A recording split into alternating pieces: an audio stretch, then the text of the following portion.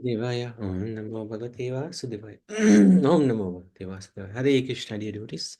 Thank you for joining us today. We seek the blessings of Radha Shyam Sundar, Radha Mata of Krishna Balaram, Bal Gopal, Nasingdev Bhagwan, Gaunitai, Srila Prabhupada, Guru Maharaj, and the assembled devotees. So, continuing with the wonderful personality of Srimati Radharani.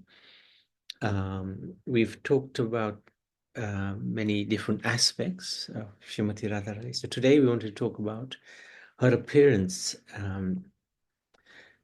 and in connection with Surya Dev. There's a close connection.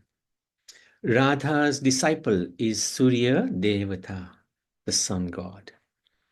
So this is quite interesting.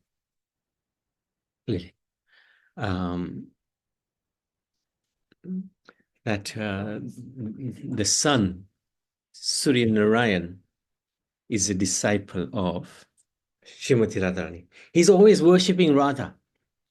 He receives blessings and potency from Radha, which he distributes to the world. So it's interesting how Suryadev is the light and soul of the whole universe, whole creation in the material world. Without Suryadev, it'll be practically impossible to survive. Without light, there would just be darkness. And how can you live in darkness? But where does he get the blessings and potency from? Srimati Radharani. Being pleased with him, Radha goes to Surya Kund to give darshan to the sun god. So Surya Kund is in the Braj area. On the pretense of performing Surya Puja, Radha goes to Surya Kund. In reality, she goes to meet Krishna and also to give blessings to her disciple, the sun. So this is both the case with Krishna and Radharani.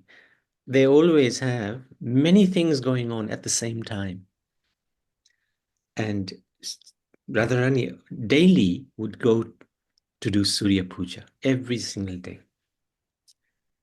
It wasn't just, of course, to bless the sun, but also to meet her beloved Krishna. Shastra describes that once Shonakrishi asked Sutta Goswami. So these are two highly elevated souls, Shonakrishi and Sutta Goswami. Whose worship is topmost? So Sutta Goswami replied, amongst all objects of worship, worship of Krishna is the highest. But beyond even the worship of Krishna, worship of Radha is supreme. So this is also echoed by Lord Shiva when he was asked by Parvati, who is the highest? So Lord Shiva also said Narayan or Krishna. But then he said, actually, the devotee of Krishna or Narayan is the best. The worship of them are the best. So, and Radharani is considered to be the greatest devotee. She's Bhakti Devi. So, one time Narad went to Krishna and asked, "Oh Bhagavan, I've heard many kinds of vrats from you. Now please describe something about the birthday of Radharani to me." So this question we don't hear often. Right? Very interesting question. Krishna told Devarsi Narad, "You are my very dear devotee. Therefore, I will speak this secret to you." So these are very confidential matters. Not everybody will have access to this knowledge. It's hidden deep into the scriptures. One time, the sun god, who always wanders throughout the three worlds, giving light, began strong austerities in a cave of the Mandara Chal mountain. So Suryadev was doing austerities. But what did that do? The universe was cast in darkness because he was in a cave. and all living beings trembled in terror. Indra came with the demigods and pleaded to Bhagavan to solve the troubles of the world. Krishna was pleased and he said, "Do not worry, I will arrange a solution." Interesting how the sun god also is performing austerities. Krishna came and gave darshan to Surya Dev. Surya felt immense bliss and prayed to the Lord. He said, "O Shri Hari, my birth and austerities are now successful by receiving your darshan. Brahma, Vishnu, and Mahesh always meditate on you. But your darshan is extremely rare, even to them. Still, you have given darshan to me. I am supremely fortunate." Krishna said to Surya, "O Devi Kara, you are my dear devotee. Ask for a boon." Krishna becomes very pleased with his devotees. Surya prayed, "Please bestow upon me a daughter endowed with all good qualities. May she always be controlled by you, and may you always be controlled by her love. I have no other desire." So Krishna is the Ishvara Parama. He's Ishvara Parama Krishna. There's nobody higher than Krishna. He controls everybody. But yet, Radharani controls him. How? By her love. Her love is so deep, it is so intense, that even Krishna cannot fully grasp the depth of that love. And because he can't fully grasp that love, or the depth of that love, he will do anything to please her. And this is how she controls him. "I have no other desire." Krishna said, "Tathastu, so be it. I am controlled by Radharani. No other can control me. I will take birth in Nand Bhavan in Gokul Vrindavan, and you shall come as Vrishabhanu in Vrasana. My beloved Radharani will then appear as your daughter in Raval." So this is setting the scene for Vrishabhanu. Sri Hari thus came to Nand Maharaj. Sorry, Prabhuji. Yes, Madhuvendra. What does it mean, your daughter in Raval? So basically, what Krishna is blessing Suryadev is that you will become Vrishabhanu, and you will have a daughter. Oh, okay. So Radha. Surya was reborn as Vrishabhanu. Oh, Vrishabhanu, Radha's dead. Radha's father. That's right. That's okay. right. Okay. Yeah. Thank you. Thank you for asking. Thank you. Yes, Prabhupada. Hare Krishna, Prabhuji. Is the same question I was going to ask. As Madhuben said, so you were saying Krishna gave blessings to Surya Dev that you will be born as Varsabhanu in Varsana, and the daughter, you will have a daughter called Radharani. Is that right? That's right. So are you, and before that, the Surya was in the mountain all the time. Yes, that's right. And as you are, as in the scripture it says, so before there was no light in the world? No, there was, but he decided to do some tapasya because he wanted to get the blessings of Krishna and of course Radharani. So Surya went in the mountain. And then no light was there because he was in the cave, yeah. All right, yeah, okay.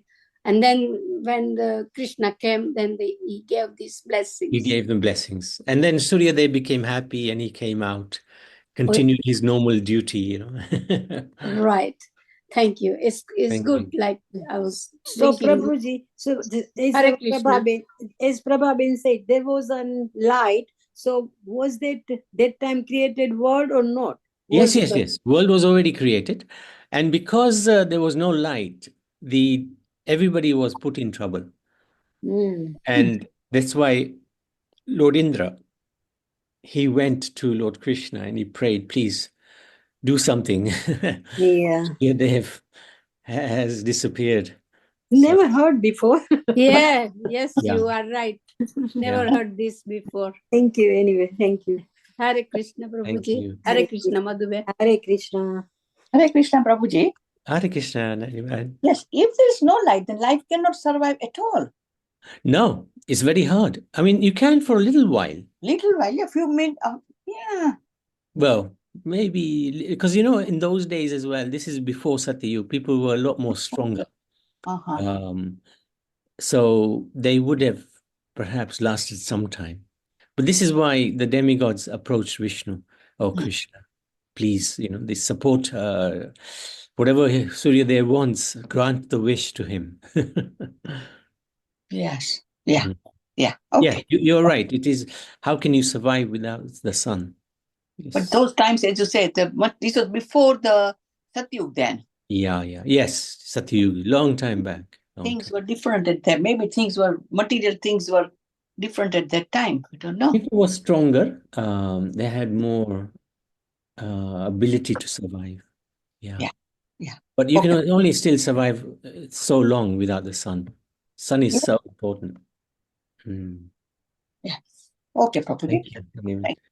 Shri Haridas came to Nand Maharaj's home, and Suryadev came to Varasana as Rishabhanu Maharaj. So Varsana and Raval are in the Braj area. Raval was where Radharani appeared, and later they lived in Varsana, which we will talk about Varsana in some detail later. Krishna said to Narad Rishi, on the day of her appearance, one worships Radha. Sorry, Prabhuji, still I'm confused. Sorry. What about Suryadev came on the... But he also continues as Suryadev. So these personalities, they can expand themselves. So there is a two personality for one person, yeah? Yeah. Oh, okay. That's right. In the spiritual world, just like Krishna can expand himself again and again, so can his devotees. Oh, okay. Yeah. Thanks. And what about Nanda Maharaj? Who is he, Prabhu? Nanda Maharaj. Yeah, that's a good question. Now, in the Srimad Bhagavatam, there are the two demigods, Dhara and I forgot the other name.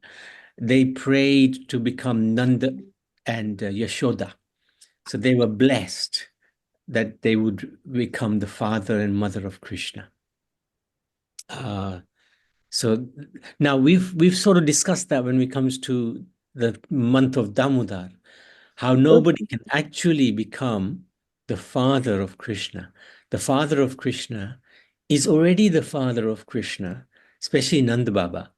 No demigod can suddenly become Nanda Baba because that position is just like Krishna. Nanda Baba, can you imagine the father of Krishna, how much power, how much potency he has? It's as good as Krishna's. And so that's the thing we hear about in the month of Damodar. But I haven't heard that about Vrishabhanu, that he's eternally Vrishabhanu, and nobody can become Vrishabhanu, even by austerities. I haven't heard that, but it might well be the case. We never, the mysteries are never fully revealed, which is the beauty of spiritual life. There's always something extra to learn. So, is that okay, Shyam Malini? Yes, Prabhu. So Nanda Maharaj, as you say, he's exactly almost like Krishna. Is and very similar to, yeah, to do correct. severe austerity like Dara and Yeah, but yeah, you can't, you can't attain that position through austerity. It is a position that exists since time immemorial. But sometimes different leelas take place, and these two demigods, they prayed to the Lord. And then it is described how Dara merged with Nand Maharaj when Nand Maharaj appeared in this world. So okay. So we'll see that. who in the was Bhagavad Dara? Who was Dara? Dara is a demigod. We'll see this in the month of Kartik Masma. We'll Oh, see okay. how, who is Nandamar, who is Yashodama, how special they are. Prabhu, it's just a general knowledge question. So is he for Ram father, so Nanda Maharaj and Ram's father, they are the same person? No. Dashrath, he will be a completely different personality. Okay. Because the mood was so different, Okay, yeah. Yeah. Good question. Thank you for that. You're making me think. Prabhuji, I don't know. I read a little bit like this. The Nand, no, not Nand, Vasudeva asked Krishna, why, I forgot. Why did you kept in a 14 years something in a jail? Yeah. Why was I in the jail? Yeah. So he answered that because of when I was born as a Ram, that time you both sent me in a forest for 14 years. Oh, but I don't think he was there 14 years. Yeah, he probably was. Yeah, because before Krishna was born. I'm not. I just forgot. That's a new one. I haven't heard that. Interesting. Yeah, I read somewhere, but I forgot the whole story, and that's why he put him in a jail 14 years. Not him, but his mama, Kan's mama. So that was probably Dasrath was born as Vasudev. Yeah, not Nanda Baba, Vasudev, yeah. Yeah, that makes some sense because the mood of Vasudev would have been very similar to the mood of Dashrath. Yeah. But I'm to be honest, I'm not sure. I just was reading. No, that's interesting. Haven't heard that before, and worth considering. We'll have a look at that sometime. Okay, thanks. Thank you for that. So Krishna is describing, because Narad Muni asked, tell me about her appearance. On the day of her appearance, one worships Radha by offering oneself in her service and using all paraphernalia to honor and worship her. This vrat is superior to all others.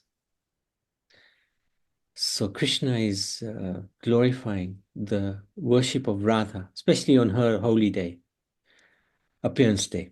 Hearing this from Krishna, Narad Rishi preached the glories of performing a vrat for Radharani on her birthday. So Radhashtami was about perhaps more than 2 weeks ago, and it's such a wonderful day. Such a wonderful day. The sun god appeared as Vrishabhanu and further performed strong austerities to receive Srimati Radharani as her daughter, as his daughter.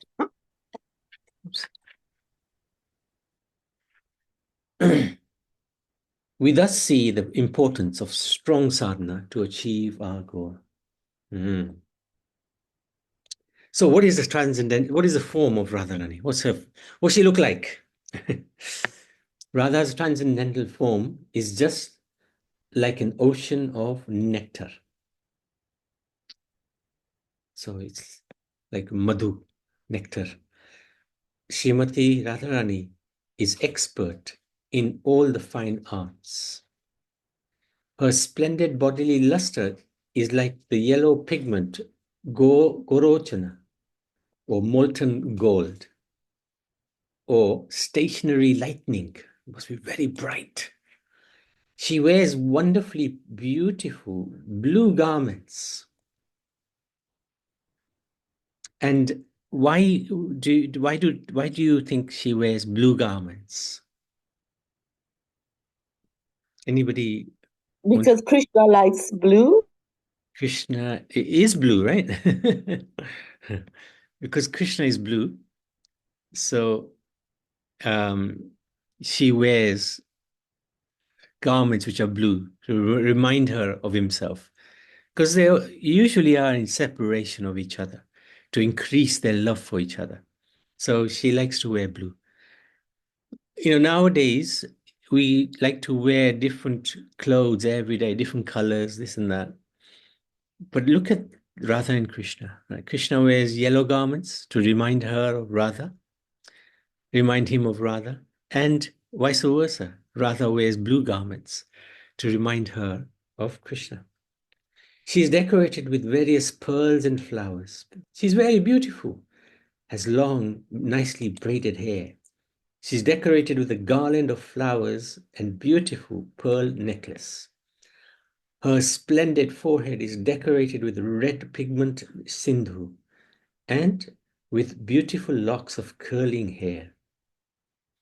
Decorated with blue bangles, her arms have defeated Cupid's staff with their beauty.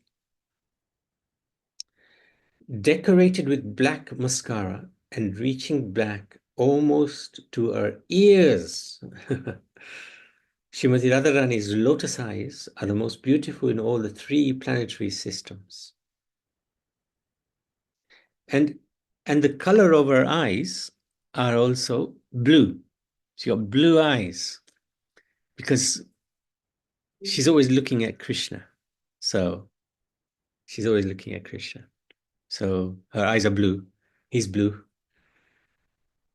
Her nose is as beautiful as a sesame flower, and it is nicely decorated with a pearl. She's anointed with various perfumes. She's splendidly beautiful. Her ears are decorated with wonderful earrings, and her nectarian lips defeat the red lotus flowers.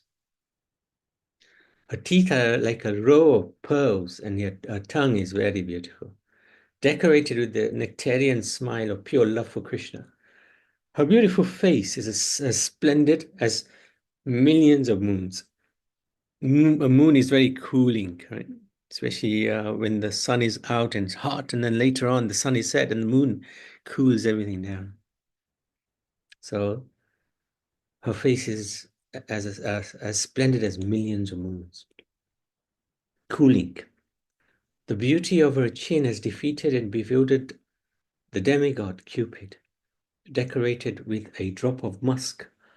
Her chin appears like a golden lotus flower with a bumblebee. Bearing all the marks of wonderful beauty, her neck is decorated with a string of pearls. Her neck, back, and sides are enchantingly beautiful. Her beautiful breasts are like 2 splendid water pots covered with a bodice and decorated with a necklace of pearls. So this is a small description of Radharani.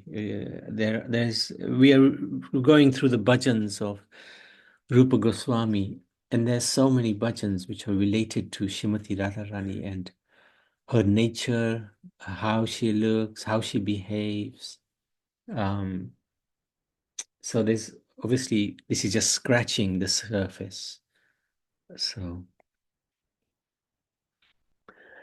I wanted to stop there. Any questions? Any comments? Or we could have a quick look at this. So, oh, hang on. Sorry, there's more. So this is her hands. What her hands are looking like. Because the Supreme Lord himself has lots of worshipable items engraved into his hands and his feet as well. So this is Radharani's hands. One day we can go through in quite a lot of detail, hopefully, as to what each and every one of these items is and what it means. But beautiful, natural Mendi, always there. Her beautiful, enchanting arms are decorated with jeweled armlets. Her arms are also decorated with jeweled bracelets and other kinds of jeweled ornaments. Her hands are like two red lotus flowers, illuminated by the series of moons that are her fingernails. Yes, Pravin.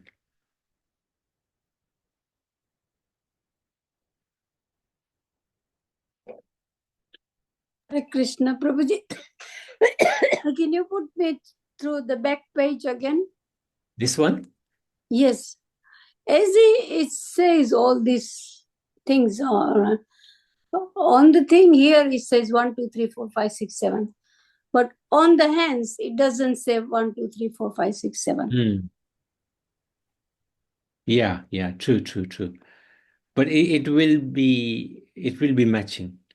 It will be matching. It will be matching, yeah. All right. And then, as you said just now, that we will One day do go the through them, description about them all once we get time. 35 different symbols. Yeah, it says drum, bow, whisk. These are all Radha's symbols in Radha's hand. Radha's hands. All right. Even the fortune line is included. Yeah, you're That's right. what I'm saying. Yeah. Doesn't tell you the numbers. But it doesn't say the number. That's why. Yeah, true. Lifeline, fate Lifeline, fate line. line. I mean, we can say garland is fine, arrow. Yeah, That's yeah. why. All right. Thank you very much. Hare Krishna, Prabhuji.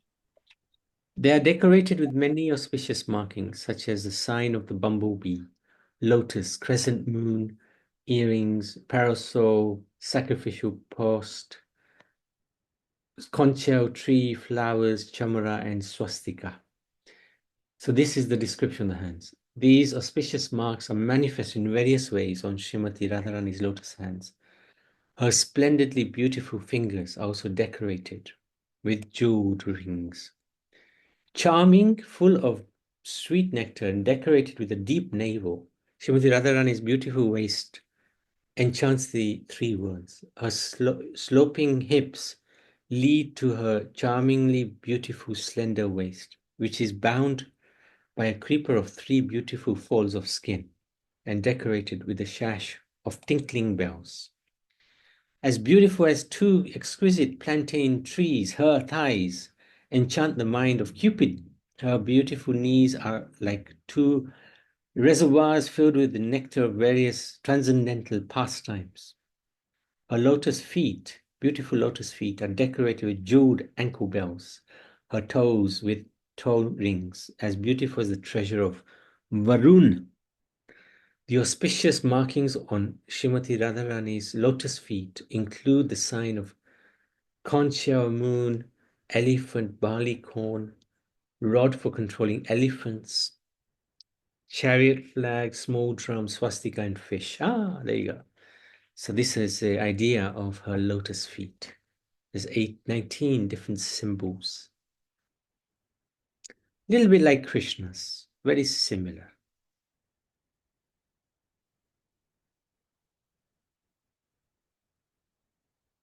In the Radha Prakarana of Ujjwala Nilamala, it is said that Sri Radhika's body is composed of Mahabhav, great love, transcendental love. The greatest of all Shaktis is Ladini Shakti. Therefore, it is called Mahashakti. Of that, the essence is Madan, which is the zenith of Mahabhav. Sri Radha is the embodiment of that highest Mahabhav. This conclusion is well established. In the Gopalatara Tapani, she is glorified as Gandharva. This daughter of Vrishabhanu has a very beautiful form and wears 16 items of beautification, Shringar, and 12 types of ornaments, Abharana. An example concerning her beautiful form is given in the Ujjvala Nilamani, wherein Sri Krishna says, "O Radhe, the locks of your hair curl beautifully, and you have a lotus-like face with the elongated, restless eyes. Your chest is adorned with lovely, large, and firm breasts. Your waist is attractively slender. Your head is bowed slightly in modesty. Your fingernails are like rows of jewels. Your beautiful form is a festival of elegance and sweetness that crushes the vanity of the three worlds." Amazing. Concerning her 16 items of beautification, Shubhal said to Sri Krishna, after bathing, Sri Radharani decorates the tip of her nose with a effulgent jewel. She dresses in blue clothing with a shas, nive bandhana, around her waist. Her hair is plaited and she wears ornaments on her ears. Her limbs are smeared with camphor, musk, and sandal paste. She wears flowers in her hair and a garland around her neck. In her hand, she playfully carries a lotus flower. In her mouth, she has tambula, and on her chin, a dot of musk.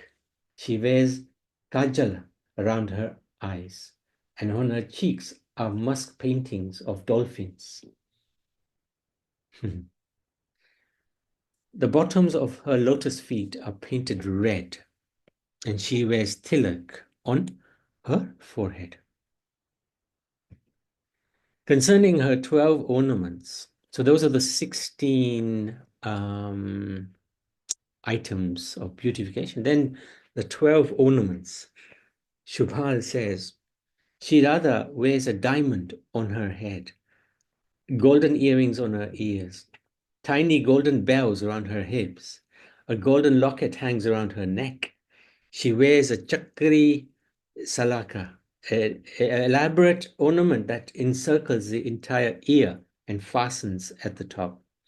Over her ears, bangles on her hands, and a necklace around her throat. There are rings on her fingers and a group of star-like necklaces on her bosom. She's adorned with jeweled armlets, jeweled ankle bells, and radiant toe rings. She's very beautiful wearing these 12 ornaments. Of course, it's not that the ornaments give the beauty to Radharani. Radharani is so beautiful. She beautifies. She gives beauty to the ornaments. Her age eternally is in the middle of Kaishora period, 14 years, 2 months, 15 days. That's her eternal age. Oh, yes, Pravin?